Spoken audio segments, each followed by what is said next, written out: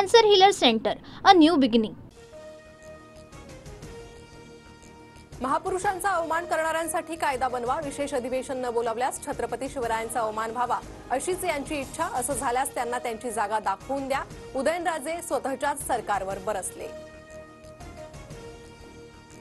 महाराजांना एका समाजापुरतं मर्यादित करू नका, महाराजांनी कधी जात धर्म पाहिला नाही, अजित पवारांचं विधान. छत्रपती शिवराय सर्वधर्मीय नव्हते, काही दिवसांपूर्वी संभाजी भिडेंचं वक्तव्य.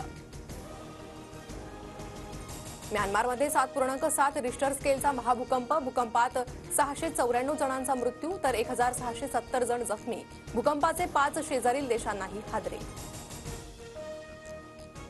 म्यानमार आणि थायलंड भूकंपाने हादरलं, अनेक इमारती जमीनदोस्त. नैसर्गिक आपत्तीमुळे म्यानमारमध्ये आणीबाणीची स्थिती जाहीर.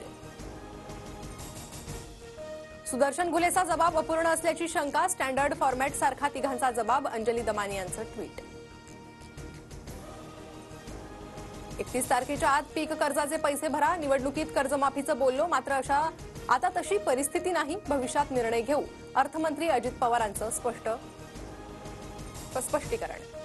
लाडक्या बहिणींना 2100 रुपयांसाठी 5 वर्ष वाट पाहावी लागेल, हा पहिला अर्थसंकल्प होता, योग्य वेळी 2100 रुपये देऊ. शिवसेना नेत्या नीलम गोऱ्हेंचं विधान.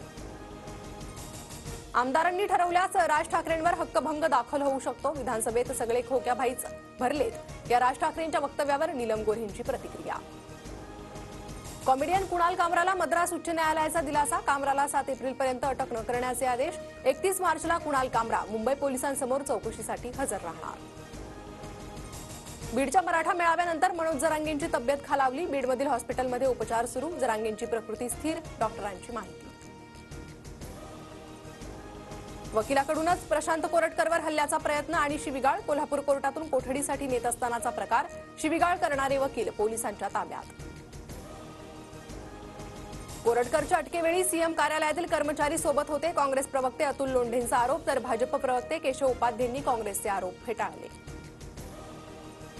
नोकरीतील डीलसोबतच वडिलांच्या अफेअरमुळे दिशा सालियान तणावात होती, यामुळेच दिशाची आत्महत्या. मालवणी पोलिसांच्या क्लोजर रिपोर्टमधून मृत्यूसंदर्भातले निष्कर्ष समोर. बाबा सिद्दीकींच्या पत्नीकडून हस्तक्षेप याचिका दाखल, अटक केलेल्या आरोपी विरुद्धच्या कारवाईत सामील होण्याची विनंती. मुख्यमंत्री फडणवीस आज तुळजापूर, पंढरपूर आणि बारामती दौऱ्यावर. फडणवीस सकाळी तुळजापूरमध्ये दर्शन घेणार, 11:30 वाजता पंढरपूर आणि बारामतीतील नरसिंहपूरमध्ये 2 वाजता असणार. पुण्यातील पोर्शे कार अपघात प्रकरणात रक्ताच्या नमुन्यांची अदलाबदल करणाऱ्या डॉक्टरांचा परवाना रद्द करा, पुणे पोलिसांची महाराष्ट्र मेडिकल काउन्सिलकडे मागणी. पंतप्रधान मोदी उद्या महाराष्ट्र दौऱ्यावर, नागपुरातील विविध महत्त्वाच्या कार्यक्रमांना उपस्थित राहणार. संरक्षण क्षेत्रातील अत्याधुनिक प्रकल्पांचं मोदींच्या हस्ते उद्घाटन होणार. गुढीपाडव्याच्या स्वागत यात्रेमुळे डोंबिवलीतील वाहतूक उद्या मोठा बदल, वाहतूक कोंडी टाळण्यासाठी फडके रोड, छत्रपती शिवाजी महाराज चौक, कोपर उड्डाण पूल आणि टिळक रोड बंद. म्हाडाच्या कोकण मंडळाच्या सोडतीतील 650 विजेत्यांचा आवास योजनेतील घरं घेण्यास नकार, अनामत रक्कम म्हाडाला परत करावी लागणार, सूत्रांची माहिती. सोन्याचे दर पुन्हा तेजीकडे झेपावले, सोन्याच्या दरात 1236 रुपयांची वाढ, पाडव्यापूर्वी सोनं 92,000वर. मध्य रेल्वेवर उद्या विशेष ब्लॉक, नेरळ स्थानकात इलेक्ट्रॉनिक इंटरलॉकिंगचं काम करण्यात येणार, अनेक लोकल पूर्णपणे तर काही लोकल अंशतः रद्द. पश्चिम बंगालच्या मालदा जिल्ह्यात 2 समुदायात हिंसाचार, अनेक दुकानांची तोडफोड करत जाळपोळ, 34 जणांना अटक, प्रशासनाकडून इंटरनेट सेवा बंद. ईदच्या दिवशी हिंदू मुस्लिम दंगल, जाळपोळ आणि बॉम्बस्फोटाचा इशारा, बांगलादेशी आणि पाकिस्तानी घुसखोरांवर निशाणा साधत एका अज्ञात व्यक्तीची ट्विटरवर पोस्ट, मुंबई पोलिसांनाही टॅग केलं, चौकशी सुरू. महाराष्ट्राची लोकप्रिय वृत्तवाहिनी आता फ्री डिशवर, 1 एप्रिलपासून TV9 मराठी डीडी फ्री डिशवर पाहता येणार. डीडी फ्री डिशच्या प्रेक्षकांना 68 क्रमांकावर TV9 मराठी दिसणार.